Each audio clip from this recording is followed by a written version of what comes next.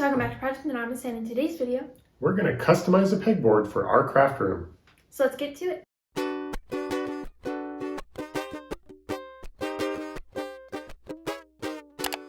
So we've been busy doing projects, so now we're going to finally get to customizing our craft room a bit, and we're going to add a pegboard, which was actually a suggestion from one of our viewers a while ago. Yeah, we're going to do a special take on this one and add some LED lighting that just give it a little bit of pop.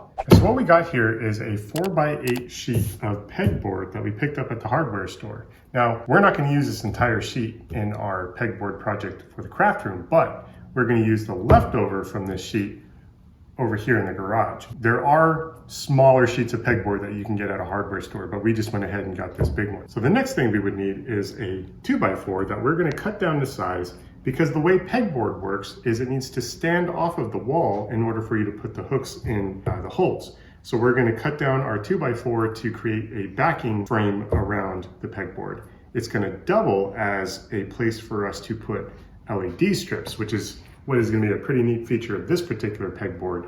We're going to have it lighted in the back. And then just to give it a nice refined look, we're going to go ahead and give it a good paint. So the first thing we're going to do is chop this pegboard down to size. I'm going to cut through our nice new table.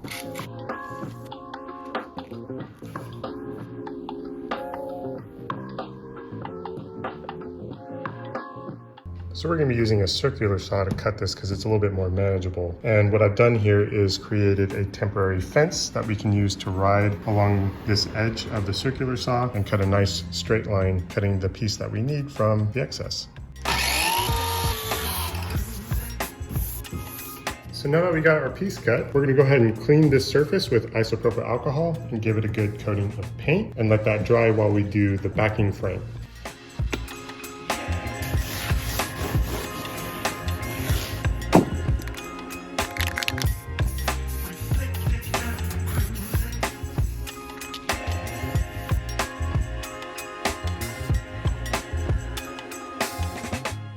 Now that we have our backing frame roughly cut with the table saw, we're going to go ahead and plane the pieces. You don't have to do this. We're just doing it just a little bit extra to get kind of perfect width.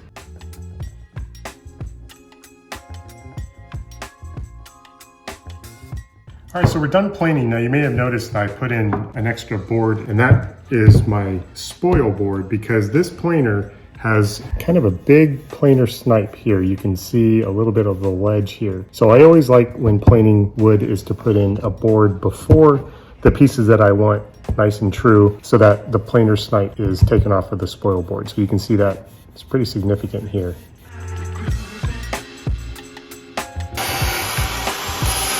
All right, so before I attach this together, because we're going to be wrapping LED lights around this outer edge, I want to go ahead and get rid of the harsh corner here and round off the edges of these pieces of wood using a sander.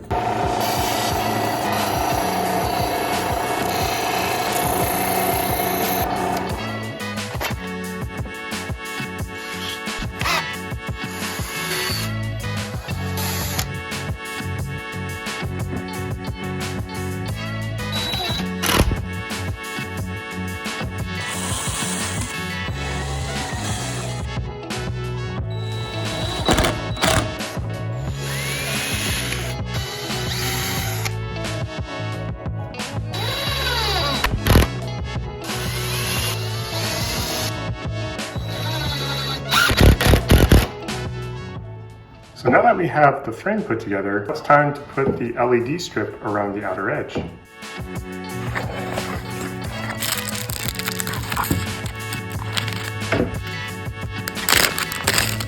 So now we just need to go ahead and wrap this LED strip around the border here. So this is going to be our bottom left corner, and this is where we're going to have the power line go down. So we're going to go ahead and start the LED strip here on this corner.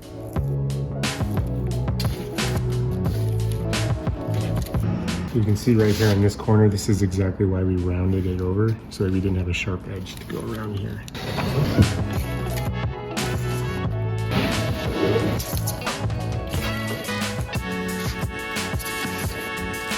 So this is kind of where the problem will occur, is I can't cut it anywhere I want. I have to cut it along the lines like here. So that's a place where you can cut it. I think you might be able to cut it here, but then we wouldn't have 2 LEDs down here. You might just double route along the bottom. So unfortunately we couldn't buy the exact length that we needed. I mean, this will be okay, I guess.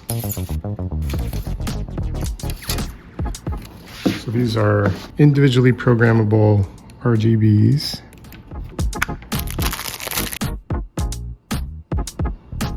So that'd be kind of neat. Okay, so we really didn't think about how are we gonna mount this controller, and we probably should have before attaching everything, but this is just a fun little project. So what I'm gonna do is I'm just gonna cut a little slit in here where we can run some of this ribbon through, and then this controller can sit on the inside, and then I can just drill a hole so that the cord can come out. So now our controller can sit inside the pegboard, and we can just double stick tape that. And then I think what I'll do is I'll just cut another little groove for this power cord to sit in. Perfect. And then this IR sensor will be seen through the pegboard. We'll just kind of stick it in one of the holes.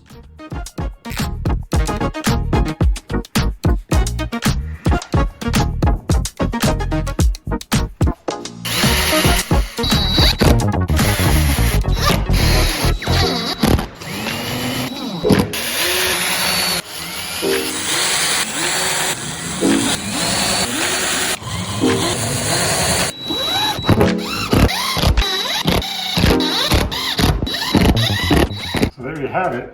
Here's the backside. Look good against the wall.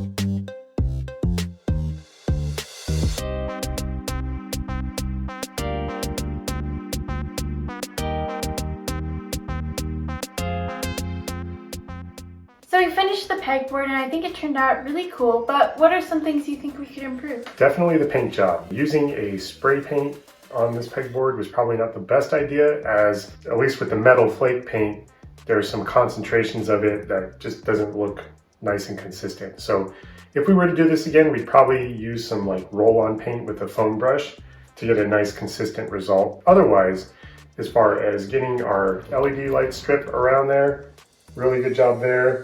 And making the frame, no issues there. Obviously it works, it hangs to the wall and nothing's fallen down yet.